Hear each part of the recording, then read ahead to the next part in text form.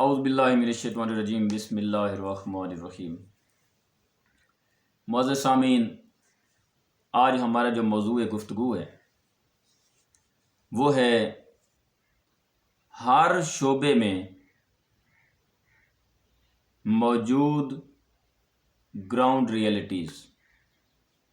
ہر شعبہ جس مقصد کے لیے بنایا گیا ہے، کیا وہ اپنا رول پلے کرتا دکھائی دے رہا ہے، یا وہاں شعبے میں بیٹھے ہوئے ذمہ داران اپنے آپ کو فیشنیبل بنا کر اور مختلف طرح کے پروٹوکول میں فولڈ کر کے گراؤنڈ ریئلٹیز سے منہ چراتے ہیں اور اپنے آپ کو دوسرے کاموں میں مصروف رکھتے ہیں۔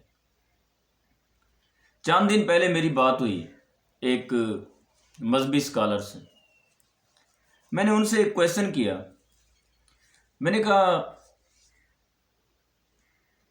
کہ جو کچھ میں نے پڑھا ہے اس میں مجھے تو ایسے لگتا ہے کہ 1,24,000 تقریباً جو پیغمبر آئے ہیں ان کا طریقہ تبلیغ کیا تھا؟ تو ظاہر ہے آپ کو بھی پتہ ہے، مجھے بھی پتہ ہے، جواب یہی ملا کہ ان کا طریقہ تبلیغ یہ تھا کہ وہ لوگوں کے ہجوم کو تلاش کرتے تھے۔ گویا آج کے ٹرم کے مطابق بات کی جائے تو ان کے پاس علاقوں کی لسٹیں بنی ہوئی ہوتی تھی کہ آج ہم نے پیغام خدا یہاں پہنچانا ہے، آج ہم نے پیغام خدا اس علاقے میں پہنچانا ہے، آج ہم نے پیغام خدا اگلے علاقے میں پہنچانا ہے۔ یہی ناظرین، آپ کو اگر سمجھ آئے تو ان کا چونکہ فوکل پوائنٹ کیا ہوتا تھا، پیغام خدا جلد سے جلد لوگوں تک پہنچایا جائے تاکہ وہ لوگ جو ہلاکت کی زندگی گزار رہے ہیں کہیں ایسا نہ ہو کہ اسی ہلاکت کی حالت میں مر جائیں اور ان کی تباہی و بربادی یقینی ہو جائے۔ اس لیے وہ کوشش کرتے تھے کہ بات کو جتنا جلدی ہو پیغام خدا کو لوگوں تک پہنچایا جائے۔ تو بات ہو رہی تھی، میری بات ہوئی ایک مذہبی پیشوا سے، تو میں نے ان سے یہی کویشچن کیا کہ پیغمبران خدا کس طرح تبلیغ کرتے تھے۔ انہوں نے جواب دیا کہ وہ تبلیغ کرتے تھے، اسی طرح طریقہ کار ہوتا تھا، جا کر لوگوں کو پیغام خدا سناتے تھے۔ تو میرا اگلا کویشچن یہ تھا کہ جناب والا آپ یہ بتائیں کہ کیا تبلیغ کے لیے وہ علاقے جو تھے، علاقے کے لوگ جو تھے، وہ پیغمبروں کو آ کر دعوت دیتے تھے کہ آپ آئیں ہمارے پاس تبلیغ کریں، اور پھر پیغمبر جاتے تھے؟ جواب ملا بالکل نہیں۔ کبھی کچھ علاقوں سے لوگ آتے تھے کہ ہمارے پاس تبلیغ کی ضرورت ہے، ہمیں بندہ چاہیے، ہمیں کوئی صحابی چاہیے، یا آپ خود چلیں۔ لیکن اکثر اوقات کیا ہوتا تھا کہ وہ علاقے جہاں اسلام کا پیغام بھی نہیں پہنچا تھا وہاں پیغمبر جتنے بھی آئے وہ خود جاتے تھے۔ یہی تو وجہ ہے کہ جو پیغمبر جہاں بھی گیا اسے کافی صعوبتوں کا سامنا کرنا پڑا۔ کسی نبی کو آرے میں چیر دیا گیا، کسی نبی کو جلا وطن کر دیا گیا، کسی نبی کو مختلف مسائل سے گزارا گیا، کسی کو آگ میں ڈالا گیا۔ یہ کیوں؟ یہ کویشچن آپ کے سامنے بھی رکھ رہا ہوں، اور یہ ہم سب کے سامنے کویشچن ہے، اور میرے تمام مذہبی پیشواؤں کے سامنے یہ کویشچن ہے کہ بھی پیغمبر کا شعبہ اختیار کرنا، پیغمبر کی لائف کو فالو کرنے کے لیے آپ خود کو ریفارمر کہتے ہو۔ بھئی ہم پیغمبر صلی اللہ علیہ وآلہ وسلم کے انداز کو اپناتے ہوئے لوگوں تک اپنا پیغام پہنچانے کے لیے مذہبی شعبے میں آئے، تو پھر پیغمبر کا طریقہ تبلیغ کیوں نہیں؟ پیغمبر صلی اللہ علیہ وآلہ وسلم کی زندگی میں آ جائیں تو آپ طائف میں گئے، پتھر لگے، کیا طائف والوں نے بلایا تھا؟ نہیں بلایا تھا۔ آپ اس لیے گئے کیونکہ وہ جاہل تھے لوگ، آپ اس لیے گئے کہ میری بات کو سن لیں گے، حجت تمام ہو جائے گی اور آخرت میں ہو سکتا ہے یہ تباہی سے بچ جائیں۔ اسی طرح مکہ مکرمہ، اسی طرح حبشہ کی ہجرت، اسی طرح مدینہ کی ہجرت، اور کیا کیا مسائل آپ پر آئے وہ سب جانتے ہیں۔ آپ صلی اللہ علیہ وسلم سے پوچھا گیا تھا کہ آپ صلی اللہ علیہ وسلم بتائیں کہ آپ پہ جو مصائب آئے وہ دوسرے انبیاء سے زیادہ آئے یا کم آئے؟ تو آپ نے اشعار پڑھے، آپ نے فرمایا سبت علیہ مصائب لو انا سبت علیہم سرنا لیالیہ، کہ مجھ پر اتنے مظالم ڈھائے گئے کہ اگر وہ دنوں پہ ڈھائے جاتے تو رات میں بدل جاتے۔ ناظرین، میرا کوشچن ہے کہ ایسا کیوں ہوا؟ کیا آپ صلی اللہ علیہ وآلہ وسلم کو یہ طریقہ اچھا لگا کہ مصیبتوں کا راستہ اختیار کرتے ہوئے، پتھر کھاتے ہوئے بھی لوگوں تک پیغام پہنچاتے رہے؟ اب آ جاتے ہیں موجودہ زمانہ۔ ان علماء کی بات کر رہا ہوں، جو علماء کام کر رہے ہیں وہ ہمارے سر کا تاج ہے، وہ مذہبی اسکالر، وہ ریفارمر ہمارے سر کا تاج ہے۔ لیکن میں ان کی بات کر رہا ہوں جو میٹیریل لائف میں خود کو بھگو چکے ہیں اور حقیقت میں وہ دنیا دار ہیں، لیکن ہمارے سامنے مذہبی لبادہ اوڑھتے ہیں۔ اب ان کے طریقہ تبلیغ پہ آ جائیں تو میں نے کویسچن کیا اسی مذہبی اسکالر سے، میں نے کہا پھر آج کے دور میں ہمارا مذہبی پیشوا کیا کر رہا ہے؟ کسی علاقے سے فون آتا ہے، دعوت ہوتی ہے، تب وہاں جا کر تبلیغ کرتے ہیں۔ تبلیغ بھی کیا، ڈپلومیٹک تبلیغ، کوئی سیدھی سادھی بات نہیں کرتے، کوئی پیغام خدا نہیں پہنچاتے، وہ والی بات کرتے ہیں جو لوگوں کو پسند آتی ہے۔ کیوں؟ کیونکہ اس شعبے نے بزنس کا شکل اختیار کر لیا ہوگا، لوگ ناراض نہ ہو جائیں، لوگ کہیں دعوتیں کرنا نہ چھوڑ دیں۔ اچھا، اگر پورا سال کسی نے دعوت نہیں کی تو وہ مذہبی پیشوا جو اپنے آپ کو وارثۃ الانبیاء کے زمرے میں لے جاتا ہے کہ میں انبیاء کا وارث ہوں، وہ گھر میں بیٹھا رہتا ہے جب تک کوئی علاقے والا اسے فون نہیں کرتا کہ جناب آپ نے آنا ہے اور آپ نے ہمارے پاس واعظ و نصیحت کرنا ہے۔ تو جب میں نے یہ کویسچن کیا تو معذرت کے ساتھ میرا مذہبی پیشوا اس معاملے میں لاجواب ہو گیا، کہتے ہیں ہاں بات تو ٹھیک ہے۔ میں نے کہا آپ خود بتائیں کہ پیغمبروں کے پاس اتنی طاقت بھی تھی، پیغمبروں کے پاس اتنا معجزات بھی تھے، اللہ نے عطا کیے تھے، اس کے باوجود وہ جہاں جاتے تھے پیغام خدا پہنچانے کے لیے ان کو پتھر کھانے پڑتے تھے، ان کو نکالا جاتا تھا، ان کے پیچھے بچے لگا دیتے تھے، ان کو جنون ہی کہا جاتا تھا، ان کو کیا سے کیا باتیں نہیں کی جاتی تھی۔ جبکہ آپ لوگ جاتے ہو، آپ کی گاڑی کا گیٹ لوگ کھولتے ہیں، آپ کو بٹھاتے ہیں، پیسے دیتے ہیں، آپ کو بڑے پروٹوکول کے ساتھ واعظ و نصیحت کے لیے لے جاتے ہیں، بعد میں بڑی عزت کے ساتھ بھیج دیا جاتا ہے۔ کیا مطلب؟ اس کا مطلب کیا جہالت ختم ہو گئی ہے؟ سارے لوگ پڑھے لکھے ہو گئے، سارے لوگ جو ہیں ان کے اندر برائیاں ختم ہو گئی ہیں، اس لیے وہ آپ سے اختلاف نہیں کر رہے؟ تو جواب یہ ہے اختلافات ہیں، مسائل ویسے کے ویسے ہیں، طریقہ تبلیغ وہ نہیں رہا، طریقہ تبلیغ میٹیریلسٹک ہو گیا۔ قرآن مجید کی ایک آیت، ایک سورت میں نے پہلے لیکچر میں پڑھی تھی کہ اللہ تعالیٰ نے تو سیدھے سادے راستے بتائے، بسم اللہ الرحمن الرحیم والعصر ان الانسان لفی خسر۔ اللہ نے کوئی ایکسیپشن نہیں دی ہے، اللہ پاک نے فرمایا سب تباہی کی جانب جا رہے ہیں سوائے چند لوگوں کے۔ کون؟ 4 لوگ، الا الذین آمنوا وعملوا الصالحات وتواصوا بالحق وتواصوا بالصبر۔ اب واضح فیصلہ موجود ہے کہ یہ لوگ ہیں جو جنت میں جانے والے۔ لیکن ہمارے ہاں کیا ہوتے ہیں؟ ہمارے ہاں ڈپلومیٹک، ہمارے ہاں ایسی تبلیغ ہوتی ہے کہ کوئی بڑا آدمی ناراض نہ ہو جائے۔ تو اکثر باتیں وہی کرتا ہوں جو میرے سامنے گزری ہیں۔ تو ایک منظر نامہ پیش کرتا ہوں، ایک مسجد میں اکٹھے ہوئے، تبلیغ ہو رہی تھی، بڑی سخت تبلیغ ہو رہی تھی، اور ہونی بھی چاہیے، حقیقتیں بتائی جائیں، کوئی ناراض ہو خواہ راضی ہو، حکم خدا صاحب سے اوپر ہونا چاہیے۔ تو جب مقرر صاحب نے بیان کرتے کرتے جہنم کی وعید سنائی، حق کا باریک راستہ بتایا، تنگ راستہ بتایا کہ اس پر کس طرح عمل کرنا ہے، کس طرح آگے بڑھنا ہے، تو وہاں پہ شاید انہوں نے نوٹ کیا کہ کچھ امیر بیٹھے تھے سود خور، جو مسجد کو بہت بڑا چندہ دیتے تھے، کچھ ایسے جاگیردار لوگ بیٹھے تھے جو بہت بڑی سپورٹ کرتے تھے۔ ان کے چہروں پہ شاید اداسی نظر آئی۔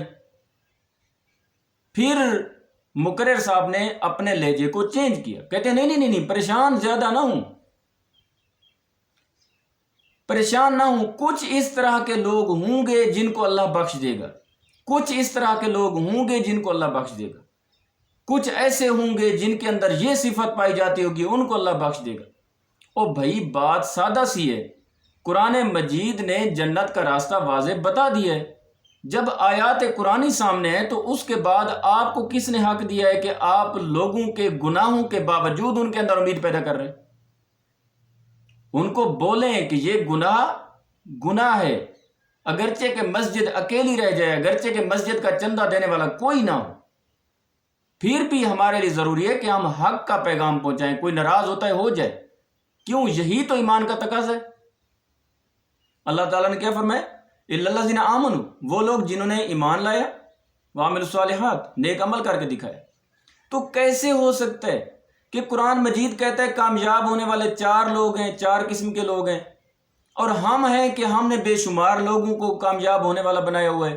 یہی تو وجہ ہے کہ مظلوم کے اندر مزید نا امیدی پیدا ہو رہی ہے۔ وہ کیسے؟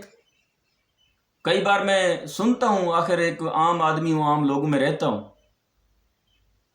جب تک کوئی بندہ زندہ ہوتا ہے تب تک ہم اس کے ظلم کا شکار رہتے ہیں، ہم اس کے مصیبتوں کا شکار رہتے ہیں جو ہم پر ڈھاتا ہے۔ جوں ہی وہ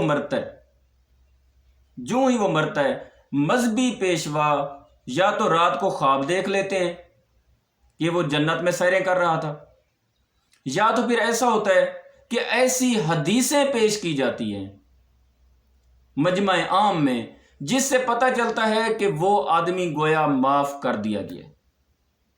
اب خود بتائیں، وہ بندہ جو ساری زندگی اس کے ظلم سے چیختا چلاتا رہا، اب تک اس کے اندر زخم باقی ہیں، جس نے امید لگا رکھی ہے کہ میں اللہ کے سامنے اس کا مقدمہ پیش کروں گا، وہ ابھی زندہ ہے، وہ ظالم مرا ہے تو رات کو فوری کسی کو خواب آ گیا ہے کہ وہ جنت میں چلا گیا۔ اس وجہ سے نظام انصاف پر مظلوم کا، مجبور کا جو اعتماد ہے وہ اٹھ جاتا ہے، اور اس اعتماد کے اٹھ جانے سے وہ دین سے دور جانا شروع کر دیتا ہے۔ اور دین سے دور جانے کا مطلب کیا ہوتا ہے؟ وہ پھر یہی دیکھتا ہے کہ اگر ہر کوئی بخشا جا رہا ہے تو پھر میں اپنا بدلہ یہاں کیوں نہ لے لوں؟ پھر وہ خود ہتھیار اٹھاتا ہے اور خود اپنے بدلے لینے شروع کر دیتے ہیں۔ یعنی یہ مذہبی پیشواؤں سے میں مخاطب ہوں، میری بے شک چھوٹا منہ بڑی بات کر رہا ہوں گا، شاید آپ کو مجھ سے اختلاف بھی ہو۔ آپ مجھے بتائیں کہ جب کسی غریب کا مسئلہ ہو تو آپ کے لیکچر بڑے بڑے ہو جاتے ہیں، آپ غریب کو جہنم میں پہنچا کے واپس آتے ہیں۔ جب امیر پھنسا ہوا ہو، سود خور ہو، اور اس کے علاوہ وہ زانی ہو، وہ شرابی ہو، وہ جاگیردار ہو، اس نے لوگوں کا جینا حرام کیا ہوا ہو، وہ مرتا ہے تو فوری رات کو یا تو خواب آ جاتے ہیں یا اتنی حدیثیں پیش کر دی جاتی ہیں کہ اس میں یہ صفت تھی تو اس میں وہ صفت تھی، اس وجہ سے یہ بخشا جائے گا تو اس وجہ سے اس کی یہ کیفیت ہو۔ تو میری گزارش یہ ہے مذہبی پیشواؤں سے بھی اور ہر اس آدمی سے جس کو فکر ہے کہ ہر کسی کو ایسے تلخ میسج پہنچائیں جو حکم خدا میں موجود ہیں، تاکہ آج کی تلخی آخرت کی تلخی سے ہمیں بچا سکے۔ آج برادری ناراض ہوتی ہے، لوگ ناراض ہوتے ہیں، لوگ آپ کو پتھر مارتے ہیں جس طرح پیغمبروں کو مارے گئے، بے شک مارتے رہے۔ آپ پیغام پہنچائیں، ان کو بتائیں یہ چیز غلط ہے، یہ چیز صحیح ہے۔ جس طرح ایک غریب جرم کرتا ہے تو اس پر ہمارا مذہبی پیشوا بھی جلدی فتوے دے دیتا ہے، اگر کوئی امیر جرم کرتا ہے تو اس فتوے کے آنے میں کافی ٹائم لگتا ہے۔ ایک اور مثال آپ کے سامنے دیتا جاؤں، ظاہر ہے مجھ سے کافی لوگ اختلاف کریں گے، ان کو کرنا بھی چاہیے، کیونکہ میں باتیں وہ کر رہا ہوں جو ایک عام آدمی سوچتا ہے۔ اگر غریب کا جنازہ ہوتا ہے تو مدرسے کا یا مسجد کا جو بڑا عالم ہوتا ہے وہ کیا کرتا ہے؟ اپنے شاگرد کو بھیجتا ہے۔ یہ اکثر دیکھتا ہوں، لازمی نہیں کہ 100% یہ بات صحیح ہو، 1% ہوتے ہوں گے جو اللہ کے نیک بندے ہیں، وہ ضرور ہر کسی کو برابر کی اہمیت دیتے۔ غریب کا جنازہ ہوتا ہے تو شاگرد کو بھیج دیا جاتا ہے، جاؤ بھی جنازہ پڑھا کے آ جاؤ، یا خود اگر آئے گا تو فر ایسے جنازہ پڑھائے گا، فر ایسے دعائیں منگوائے گا، گویا کہ اس کو کوئی لگاؤ بھی نہیں۔ اور اگر علاقے کا امیر آدمی مر جائے، یہ وہ حقیقتیں آپ بھی انکار نہیں کر سکتے، اگر انکار ہے تو آپ مجھے کمنٹ میں بالکل مجھ سے اپوز کر سکتے ہیں۔ اگر علاقے کا امیر آدمی مر جائے، سردار مر جائے، پورے علاقے کے مولوی اکٹھے ہوں گے اور باری باری جنازہ پڑھا جائے گا، باری باری اگر کلخانی ہے تو باری باری کلخانی پڑھی جائے گی، اس کے لیے دعائیں مانگی جائیں گی۔ حتیٰ کہ میں نے تو غریبوں کے جنازوں پہ ہنسنے والے ایک مولوی صاحب کو امیروں کے جنازے پہ روتے دیکھا۔ یہ کیا ہے؟ کیا اللہ ہمارے دلوں کے راز نہیں جانتا کہ ہم اس غریب کے ساتھ کیا کر رہے ہیں کہ مرنے کے بعد بھی اس کو بخشوانے کے معاملے میں بھی ہمیں جلدی ہے، جبکہ امیر مرے تو ہمارے سارے مر جاتے ہیں، ہم سب اپنے گھروں میں بھی بڑے پریشان ہوتے ہیں۔ یہ آج ہمارا موضوع تھا مذہبی پیشوا کہ مذہبی پیشوا کو اپنی ذمہ داری سنبھالنی ہوگی، ہم سب کو یہ ذمہ داری سنبھالنی ہوگی۔ ہم نے اللہ کا پیغام پہنچانا ہے سب تک تاکہ زیادہ سے زیادہ لوگ تباہی سے بچ جائیں۔ ہم نے اسی ٹیکنالوجی کا استعمال کر کے ہم نے اللہ کے پیغام کو نان مسلم تک پہنچانا ہے تاکہ وہ لوگ جن کو پتہ نہیں ہے ان کو اسلام کے دائرے کا پتہ ہونا چاہیے، اسلام میں آنا چاہیے۔ یہ ہے ہماری ذمہ داریاں۔ ہماری ذمہ داریاں یہ نہیں ہے کہ ہم ایک دوسرے کو لڑانے کے چکروں میں ہم ایک اپنی صرف انا کے لیے دوسروں کو غلط ملت پالیسیاں بتا کر دوسروں کی تباہی کے لیے ہم سامان پیدا کر رہے ہیں۔ تو یاد رہے یہ ہماری تباہی کے لیے کافی ہے کہ اگر ہمارا مذہبی پیشوا اس لیے چپ کر کے بیٹھا ہوا ہے کہ لوگ ناراض ہو جائیں گے، اس لیے چپ کر کے بیٹھا ہوا ہے کہ بھئی میری روزی کا وسیلہ ہے وہ ختم ہو جائے گا، اگر اس لیے چپ کر کے بیٹھا ہوا ہے کہ کوئی مجھے بلائے گا تو میں جاؤں گا دعوت اپنا تبلیغ کرنے کے لیے، ورنہ کوئی سال بھی نہ بلائے مجھے تو میں ادھر گھر میں بیٹھا رہوں گا، معذرت کے ساتھ تمام علماء سے، ایسے تمام علماء جنہوں نے خود کو میٹیریلسٹک لائف کے سانچے میں ڈال رکھا ہے اور خود اتنے نو مینز لینڈ بن گئے کہ ایک عام آدمی ان سے جا کر کویسچن بھی نہیں کر سکتا، میں ان سے معذرت کے ساتھ کہتا ہوں کہ آپ علماء سو کے زمرے میں جا رہے ہیں، کیونکہ آپ کو سادہ سی بات بتا رہا ہوں۔ ایک حدیث مبارکہ پہ اس موضوع کو میں ختم کرتا ہوں کہ آپ صلی اللہ علیہ وسلم سے پوچھا گیا، آپ صلی اللہ علیہ وسلم نے پہلے ارشاد فرمایا کہ میرے بعد دو طرح کے علماء ہوں گے، ایک علماء حقہ، ایک علماء سو۔ تو اصحاب نے پوچھا مولا ہم کس کی پیروی کریں پھر؟ تو آپ صلی اللہ علیہ وسلم نے فرمایا ان کو پرکھنے کا پیمانہ بتاتا ہوں۔ وہ پیمانہ کیا ہے کہ اگر میری امت کے علماء کو میری امت کے امراء کے دروازوں پہ دیکھو تو وہ سمجھ لینا وہ علماء سو ہوں گے، وہ برے علماء ہوں گے، ان کی پیروی نہیں کرنی آپ۔ اگر میری امت کے امراء کو میری امت کے علماء کے دروازوں پہ دیکھو وہ علماء حقہ ہوں گے اور انہی کی آپ نے پیروی کرنی ہے۔ الحمدللہ ایسے علماء آج موجود ہیں، اس زمانے میں بھی موجود ہیں، خدا کا حکم اب تک بھی باقی ہے، قیامت تک باقی رہے گا کہ ہدایت کا سلسلہ رکا نہیں ہے۔ آج بھی ایسے لوگ ہیں جو حقیقت میں دین خدا پہنچاتے ہیں، گالیاں بھی کھاتے ہیں، پتھر بھی کھاتے ہیں، جوتے بھی کھاتے ہیں، لیکن حکم خدا پہنچا رہے ہیں۔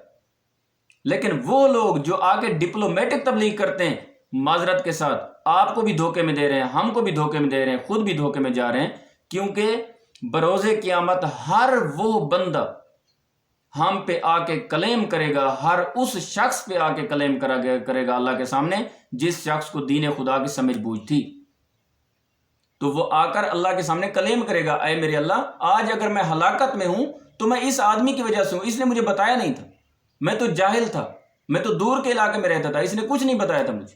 اور جب اس سے پوچھا جائے گا مذہبی لیڈر سے یا ایسے ذمہ دار آدمی سے جس کو کچھ پتہ تھا دین کی سمجھ بوجھ تھی، اس کے پاس کیا جواب ہوگا آپ بتائیں مجھے؟